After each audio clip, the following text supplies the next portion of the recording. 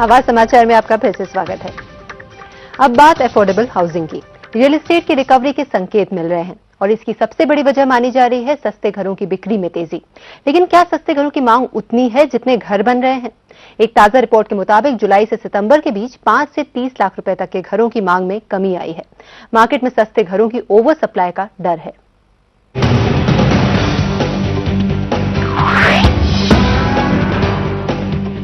Affordable housing पर prop equity ने 13 शहरों में रिसर्च की और पाया कि इस कारोबारी साल की पहली तिमाही के बाद सस्ते घरों की डिमांड में कमी आई है, जिसकी वजह से ओवर सप्लाई के हालात बन गए हैं।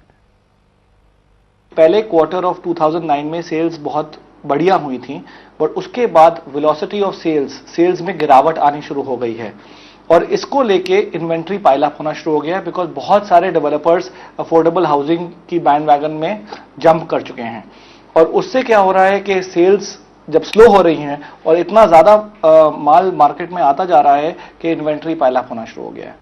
आज दिन भर हम देश के अलग अलग हिस्सों में सस्ते घर के बाजार का हाल जान रहे हैं। अब चलते हैं हैदराबाद, जहां पे हैं हमारे संवाददाता शेख अहमद अली। शेख, हैदराबाद में क्या सस्ते घरों की डिमांड सप्लाई का हाल क्या दिख रहा है?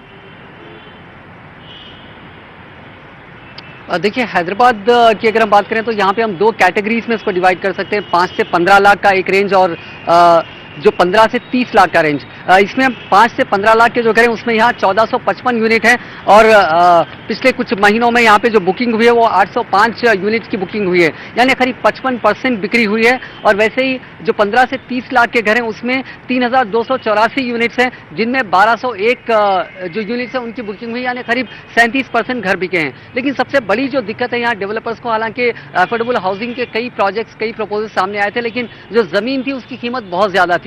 लेकिन अब जो मंदी का जो दौर चला पिछले 1-1.5 साल में, यहाँ जमीनों के दाम गिरे हैं, तो अब कई डेवलपर्स हैं जो सस्ते जो घर हैं उसके प्रोजेक्ट शुरू कर रहे हैं। और आने वाले समय में ये जो सीन है यहाँ पे, हालांकि अभी भी ओवर सप्लाई का पोजीशन है, लेकिन ये चेंज हो सकता है क्योंकि कुछ और प्रोजेक्ट्स, कुछ और सस्ते प्रोजेक्ट्स यहाँ पे आ सकते हैं। और इसके अलावा जो हैदराबाद में क्योंकि जमीन नहीं है, इसीलिए जितने प्रोजेक्ट्स हैं ये शहर के आउटस्कर्ट्स में बनाए जा रहे हैं और अभी भी वहां पे जो डिस्टेंस है, हालांकि वो ग्रेटर हैदराबाद म्युनिसिपल कॉर्पोरेशन का हिस्सा है, लेकिन जो आने जाने का जो वक्त लगता है, करीब 1.5 से 2 घंटे का समय लग जाता है बिजनेस डिस्ट्रिक्ट तक पहुंचने के लिए। तो इसीलिए भी उतनी ज्यादा इनकी मांग फिलहाल नहीं दिख रही है। लेकिन आने वाले समय में हैदराबाद मेट्रो रेल प्रोजेक्ट आने वाला है और कनेक्टिविटी जब भी यहाँ पे बढ़ेगी, ये संभावना है कि सस्ते घर ज्यादा और बिकेंगे। बिल्कुल, हैदराबाद का हाल हमने जाना। आप चलते हैं जयपुर, जहां से फोन लाइन पर हमारे साथ जुड़ रहे हैं हमारे संवाददाता अनिल शर्मा।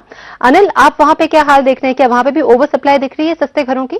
मैडम, यहाँ जयपुर के अंदर अगर आप देखें तो 2 ही बिल्डर हैं जो अभी तक अफोर्डेबल हाउसिंग में आगे आ पाए हैं और उन्होंने भी अभी तक टोटल यूनिट जो है वो करीब 1000 यूनिट प्लान करे हैं और जिसमें से करीब 50 से 55% की बुकिंग हो पाई है अभी तक।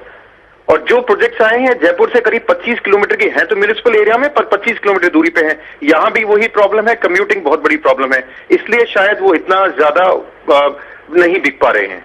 बिल्कुल अनिल, बहुत बहुत शुक्रिया इन तमाम जानकारियों के लिए। ये थी खास हमारी अफोर्डेबल हाउसिंग पर पेशकश। बढ़ते हैं आगे। बॉक्स ऑफिस पर इस हफ्ते रिलीज हुई है स्टूडियो 18 की फिल्म फ्रूट एंड नट। कैसी है फिल्म, बता रहे हैं हमारे फिल्म समीक्षक राजीव मसल।